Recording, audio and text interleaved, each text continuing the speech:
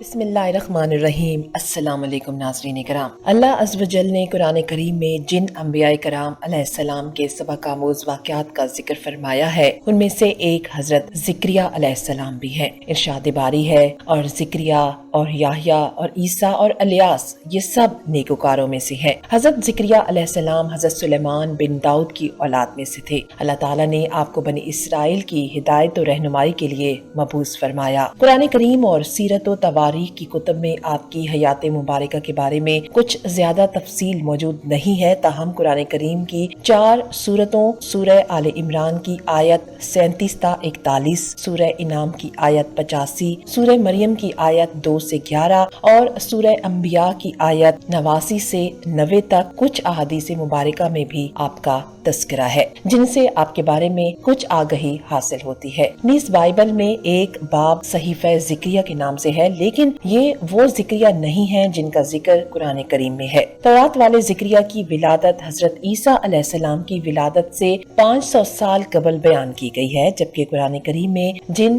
زکریا علیہ السلام کا ذکر ہے وہ حضرت عیسیٰ علیہ السلام کی والدہ حضرت مریم علیہ السلام کے مربی اور حضرت یحییٰ علیہ السلام کے والد ماجد ہیں۔ حضرت زکریا کی اہلیہ اور حضرت مریم کی والدہ آپس میں بہنیں تھیں، یوں حضرت زکریا علیہ السلام حضرت مریم کے خالو تھے۔ آپ نبی ہونے کے علاوہ بیت المقدس کے امام، خادم اور ایک روحانی شخصیت تھے۔ آج کی ویڈیو میں پیغمبر خدا حضرت زکریا علیہ السلام کے مکمل حالات زندگی بیان کریں گے۔ آپ دیکھ رہے ہیں ٹرو انفو نیٹ ورک اور میں ہوں آمنہ گل۔ ناظرین کرام، حضرت زکریا علیہ السلام بھی دیگر انبیاء کرام کی طرح اپنے ہاتھ سے کام کیا کرتے تھے، جس کی تصدیق اس حدیث مبارکہ سے یوں ہوتی ہے کہ حضرت ابو ہریرہ رضی اللہ تعالیٰ عنہ سے روایت ہے کہ نبی کریم صلی اللہ علیہ وآلہ وسلم نے فرمایا، حضرت زکریا بڑے تھے۔ دنیا میں جتنے بھی انبیاء کرام مبعوث فرمائے گئے، انہوں نے معاش کے لیے کسی نہ کسی پیشے کو ضرور اپنایا۔ وہ اپنی روزی اپنے ہاتھ کی محنت سے پیدا کرتے اور اپنے معاش کا بوجھ کسی دوسرے پر نہ ڈالتے۔ مفسرین تحریر فرماتے ہیں کہ حضرت آدم علیہ السلام جب دنیا میں بھیجے گئے تو ان کے پاس جنت کے پودوں کے بیج تھے۔ انہوں نے کاشتکاری کی اور سب سے پہلے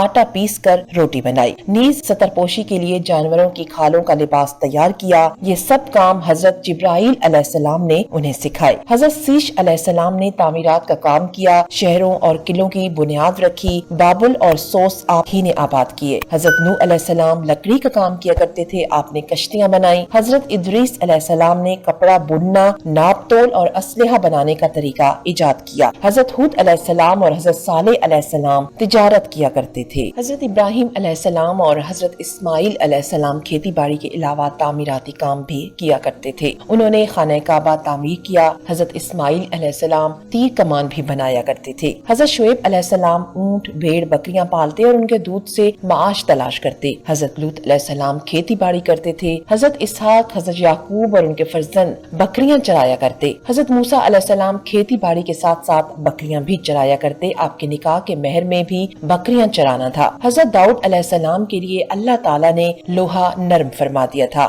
آپ لوہے سے زرہ اور دیگر اوزار بنایا کرتے۔ حضرت سلیمان علیہ السلام عظیم الشان سلطنت کے مالک تھے۔ آپ کا زیادہ تر وقت سفر میں گزرتا، لیکن جب بھی وقت ملتا اپنے ہاتھ سے پنکھے اور زنبیلیں بنایا کرتے۔ امام الانبیاء سید المرسلین حضور رسالت مآب صلی اللہ علیہ وآلہ وسلم نے بچپن میں بکریاں چرائیں اور تجارت بھی کی۔ ناظرین کرام، بیت المقدس کے امام اور مذہبی پیشوا عمران بن ناشی اور ان کی اہلیہ حسنہ بنت فاقود نہایت نیک اور پارسا انسان تھے۔ دونوں اپنی زندگی اللہ تعالیٰ کی ہدایت کے مطابق بسر کرتے تھے، تاہم طویل عرصہ گزر جانے کے باوجود اولاد سے محروم تھے، جس کے لیے دونوں اللہ کے حضور دستے دعا بلند رکھتے۔ دعا قبول ہوئی اور انہیں اولاد کی نعمت سے نواز دیا گیا۔ انبیاء سابقین علیہ السلام کی شریعت میں عبادت کا ایک طریقہ یہ بھی تھا کہ اپنی اولاد میں سے کسی ایک بچے کو دینی کاموں کے لیے وقف کر دیا جاتا اور پھر اس بچے سے دنیا کا کوئی کام نہیں لیا جاتا تھا۔ حضرت عمران کی بیوی نے بھی منت مان لی اور کہا کہ اے میرے رب،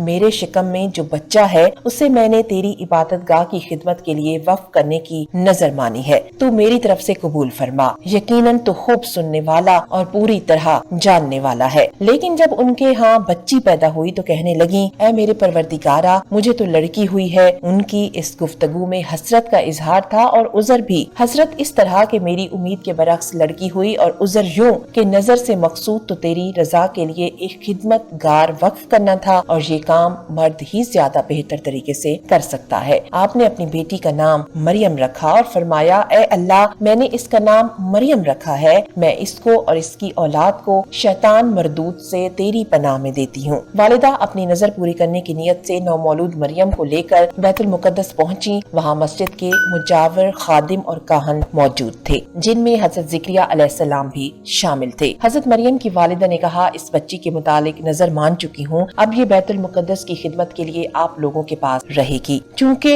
मरियम हजरत इमरान की बेटी थी जो मस्जिद के इमाम और एक रूहानी बुजुर्ग थे, लिहाजा सबकी ख्वाहिश थी कि बच्ची उसे मिल जाए। हजरत ज़िक्रिया अलैहिस्सलाम का इस्तदलाल था कि बच्ची की माँ और उनकी अहलिया सगी बहनें हैं, इसलिए बच्ची की परवरिश पर उनका हक ज्यादा है। ताहम दीगर अफराद इस पर राजी न हुए तो कुरानंदाजी का फैसला किया गया, जिस पर तीनों बार कुरा हजरत ज़िक्रिया अलैहिस्सलाम ही के नाम का निकला। यूँ अल्लाह ताला ने आपको हजरत मरियम का सरपरस्त बना दिया। आपने बड़े ज़ौक़ शौक से उनकी परवरिश शुरू कर दी। उन्होंने हजरत मरियम को अपने घर ही में रखा, लेकिन जब जरा वो समझदार हो गयी तो उन्हें मस्जिद से मुत्तसिल एक हुजरे में मुंतकिल कर दिया, जबकि रात को वो अपनी खाला ही के पास आकर सो जाया करती थी। हजरत ज़िक्रिया अलैहिस्सलाम जब हुजरे से बाहर जाते तो हिफाजत की नुक्ते नजर से बाहर से ताला लगा दिया करते, लेकिन जब वो वापस आते तो ये देखकर हैरान रह जाते कि हजरत मरियम के पास बेमौसम के निहायत आला किस्म के फल और मेवाजात मौजूद होते। आपने एक दिन ताज्जुब और हैरत से पूछा, ए मरियम, ये रोजी तुम्हारे पास कहाँ से आती है? वो बोली, अल्लाह के यहाँ से आती है। बेशक अल्लाह जिसे चाहता है बेशुमार रिस्क अता करता है। ये एक लिहाज से हजरत मरियम की करामत थी। हजरत ज़िक्रिया की अहलिया इशा बांझ थी, जिसकी वजह से वो बे औलाद थे। दोनों बूढ़े हो चुके थे और जाहिरन औलाद होने के इम्कानात भी खत्म हो चुके थे। लेकिन जब हजरत ज़िक्रिया अलैहिस्सलाम ने हजरत बीबी मरियम के पास बेमौसमी निहायत आला किस्म के फल देखे तो आपके जहन में ख्याल आया कि जब मेरा रब बेमौका फल अता कर सकता है तो इसके लिए औलाद देना क्या मुश्किल है। औलाद की ख्वाहिश ने दुआ का रूप धार कर रब के हुजूर मांगने की हिम्मत पैदा कर दी और फिर बे इख्तियार उनके लबों पे ये दुआ आ गई, ए मेरे परवरदिगारा, मुझे अपनी जानिब से औलाद साले अता फरमा, तू बेशक दुआ सुनने वाला और कबूल करने वाला है। अल्लाह रब्बुल इज्जत ने अपने महबूब नबी की इस दुआ को कबूल फरमाया और फरिश्तों को हुक्म दिया कि फौरी जाओ और मेरे नेक बंदे ज़िक्रिया को बेटे की बशारत दे दो। इरशाद बारी है, अभी वो इबादत गाह में खड़े नमाज पढ़ रही थी कि फरिश्तों ने आवाज दी कि ज़िक्रिया,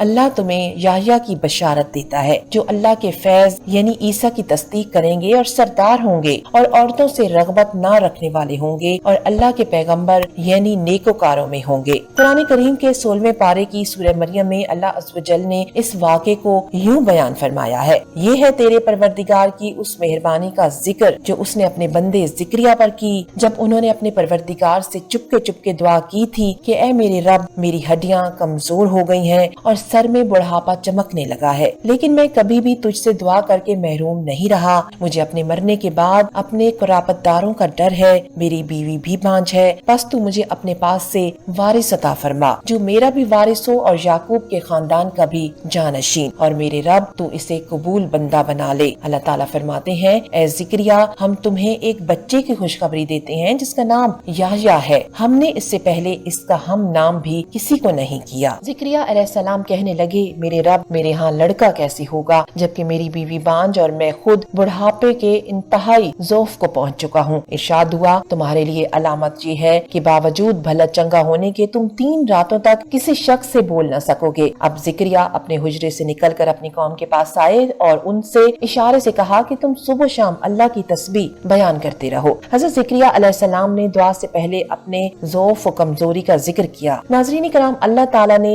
बनी इसराइल में सबसे ज्यादा नबी मबूस फरमाए, उन पर अपनी रहमतें और नेमतें भी नाजिल फरमाता रहा, लेकिन ये वो नाशुक्री कौम है कि जो बार बार नाफरमानियां करती रही और शिर्क में मुब्तला होकर अंबिया कराम पर जुल्म और सितम ढाती रही, यहाँ तक कि उन्हें शहीद करने से भी दरेक नहीं किया। कुरान करीम में इरशाद बारी है, जो लोग अल्लाह ताला की आयतों से कुफर करते हैं और नाहक नबियों को कत्ल कर डालते हैं और जो लोग अदलो इंसाफ की बात कहें तो उन्हें भी कत्ल कर डालते हैं, तो ए नबी उन्हें दर्दनाक अजाब की खबर दे दीजिए। रूहुल मानी में बरिवायत इब्ने हाकिम इस आयत की तफसीर खुद हजूर करीम सल्लल्लाहु अलैहि वसल्लम से मरवी है कि बनी इसराइल ने एक वक्त में 43 नबियों को कत्ल कर डाला। जब उनको समझाने के लिए 100 बुजुर्ग खड़े हुए तो उनका भी काम तमाम कर दिया। बनी इसराइल ने पहले हजरत ज़िक्रिया के साहबजादे حضرت یحییٰ علیہ السلام کو شہید کیا اس وقت آپ دمشق میں تھے۔ حضرت یحییٰ کی شہادت کے بعد بنی اسرائیل نے آپ کو قتل کرنے کا پروگرام بھی بنا لیا۔ ناظرین کرام، حضرت زکریا علیہ السلام کی وفات کے حوالے سے مختلف روایات ہیں۔ بعض کے مطابق آپ نے اپنی طبعی عمر پوری کر کے انتقال فرمایا، جبکہ بہت سے مفسرین کا یہ کہنا ہے کہ انہیں بنی اسرائیل نے شہید کیا۔ وہب بن منبع رحمۃ اللہ علیہ کے مطابق حضرت زکریا اپنی قوم سے بھاگے اور ایک درخت کے خلا میں داخل ہو گئے تو قوم نے وہاں پہنچ کر درخت پر آرا چلا دیا۔ واللہ عالم، اس وقت حضرت زکریا کی عمر 100 سال سے زائد تھی۔ مورخین کے مطابق آپ کا مزار شام کے شہر حلب کی مسجد جامع زکریا میں ہے۔ ویڈیو اگر پسند آئے تو اپنے دوستوں کے ساتھ شیئر ضرور کیجیے گا۔